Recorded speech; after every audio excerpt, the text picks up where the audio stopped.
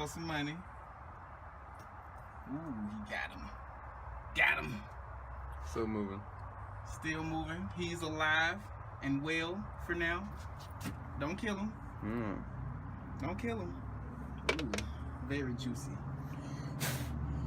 Gotta blow the mop dust off. Thanks for tuning in to the Real Ninja Spit. I'm your girl Lex Boss. And I'm your boy DC. Thank y'all for coming and joining us for episode 2. Episode 2. You know, it's a good day outside. Yeah, it's a beautiful day. It's been nice and warm. Yep, sun shining. Why the sun? I know why the sun's shining. The sun's shining because then people got the taxes back. Tax season, so you know everybody out there stunting. Yep. Riding around in something new. It's used, but it's new. Hey, it's new to them. Yeah. I seen a dude at the mall. He had like 5 kids, all of them with him. Kids fresher than me. Yep. Beautiful. But you know, it's all the government though. I believe it's all the government. It's a system. I don't know if they can control the weather. They might can though. Hey, they. Side note, you know, since this is the Real Ninja Spit, we're gonna put y'all on game. There is a clause in the rules of war that says no country can use a weapon that can alter the weather.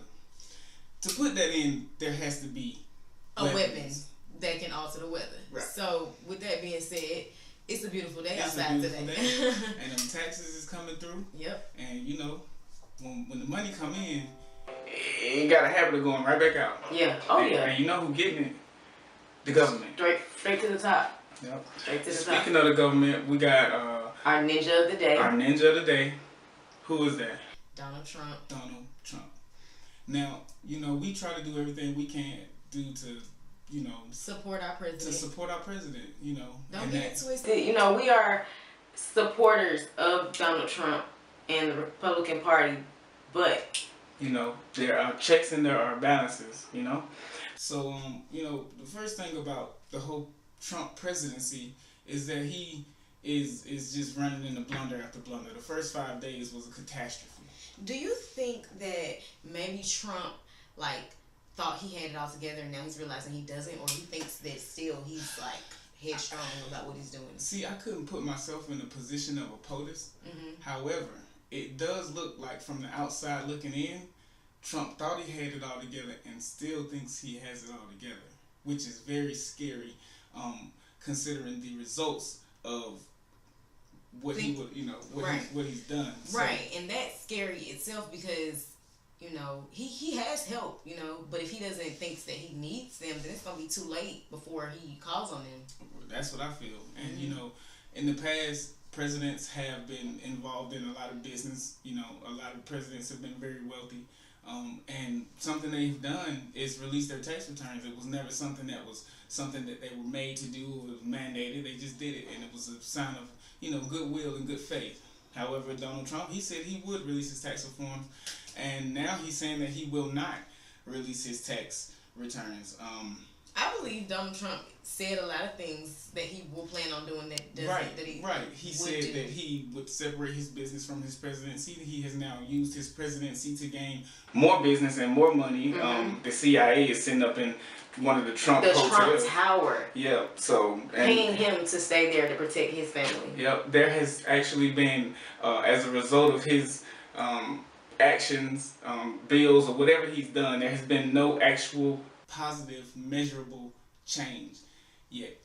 So we'll see. We'll keep supporting. I mean, it's still early in the game, so you know, like we said, we'll be supporters until there's no more supporting. Right. I guess we're gonna switch over, segue, so to speak. What's going on with the Keke Palmer thing? I know people have heard about that. Yeah, it's been out there a lot. Basically, Keke Palmer, she wants to sue Songs for basically, Keke Palmer wants to sue Trey Songz for defamation of character. Wow. So, defamation.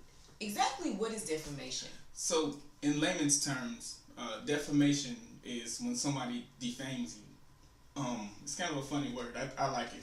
It's like, you took my fame away, bitch. They defame you. Excuse me. So basically, if I write something down that speaks ill about you that's not true, then that's libel. versus if I speak something about you that's not true, verbally that's a slanderous statement. So that's slander. They both constitute defamation. Well, it was actually neither. From what I understand, and the way it went, and I actually saw the video as well. Basically, Trey Songz was having a house party. He invited Keke Palmer and some other celebrities over, and just regular people that they hang with for the party. At the party, they proceed to make a music video. Now, of course, everybody know when you shoot videos, there's lights involved, there's cameras. These people are professionals, and celebrities, so I'm sure they have the best equipment, and it's everywhere. So obviously, she knew she was on camera and she stayed, but then she said that she didn't want to be a part of the video, and in being in the video, she felt like it was defaming her. Well, I guess that can be defaming. However, sounds like she has no leg to stand on. If you're in a video, whether you're in it now, or later, if you were in it and you were willing to be in it and were in the public domain, then exactly. My thing is, why wouldn't you just leave the party if you felt that strongly? Right. All right. She's got a tall hill to ascend on that one if she's trying to win. So there was recently a video released online and it went crazy all everywhere about a guy who you can't really tell, there's no audio, but basically he was in a parking lot with a gun and it had an extended mag on it. So I'll say the gun kind of looked, menacing, and he pulled it out, and there were two guys standing there, so I guess he pulled it out in a threatening manner, and just to show him that he was about that life.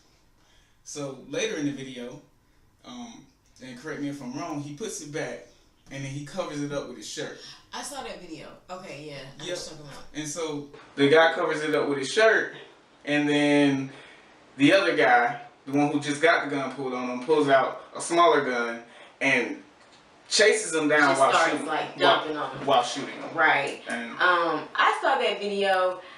I feel like, because a lot of people were like, oh, he's going to get off on self-defense because the guy that, actually fired at the other guy, he ran. He was shooting at him and then he ran off. Right.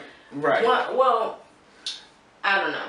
My first question about the situation is, do you think if you on the street and somebody pulls a big gun out on you with a lot of ammo, do you think that if you're going to pull your gun out, you're going to go to that length? And the guy did end up dying.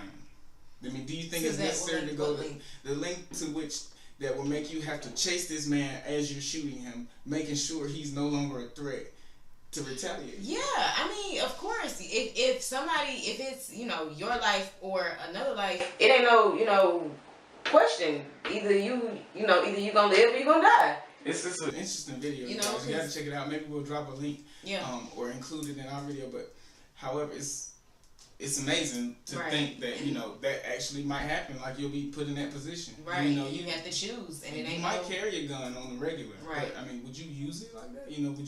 Would you gun this man down, or would you try to? Okay, he put his up. Maybe it won't be nothing. Right. Those are decisions that you have to make, and some of those decisions you have to make in the blink of an eye. You don't have time to think about it.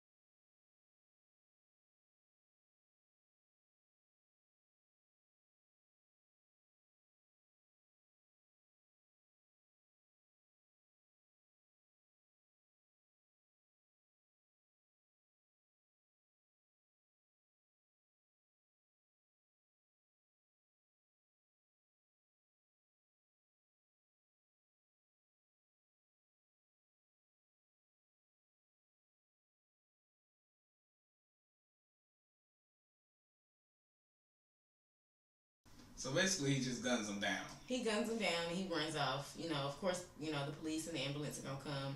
He's probably gonna be on the run. Yeah, he's probably gonna be on the run. So speaking of being on the run, you guys, Lex Boss is a professional criminal. She has a resume longer than most of you guys watching. Quite not so much as some of you guys, but it's pretty impressive. I've seen it. So, Lex Boss, how does it feel to be on the run from the police? From the police, it is one of the most. It's one of those feelings you can't really explain, but the whole, everything you do, you feel like the police is right there and they're looking at you. Mm-hmm. Like going out as soon as you, even besides going outside, like when you wake up, anybody knocking at the door, anybody staring at you for too long, you feel like they finna come for you. So you just know it all the time. Yeah, any SUV that you see, let me tell you, black like Tahoes and stuff, because normally when you want it, that's what they come after you in. Mm-hmm. You be like, oh, that's the police, they looking for me. Hashtag know it, you guys. Hashtag know it. So tell me about your experience being on the run. Basically, she left the state. I left the state. I skipped on them folks. So let me tell you. Basically, there was some. Sorry, Wow. Basically, there was some, acts committed by some people and some names were involved. I became wanted. So he about to eat this mouth right here for some money. Ooh, he got him. Got him. Still moving. Still moving. He's alive and well for now. Don't kill him. Don't kill him. Ooh, very juicy. Gotta blow the mouth dust off. Fear factor. I ain't got nothing on this. Ooh, in the mouth. We're moving. I ain't even see him go in. Show him to us. I think I seen it. Okay. Oh, he about to eat him with some beer. That's 4 truths. Shoot him up about 4 times. Wash them down. Wiggle them up. Done. Done. That's money. Carpal tunnel all up in my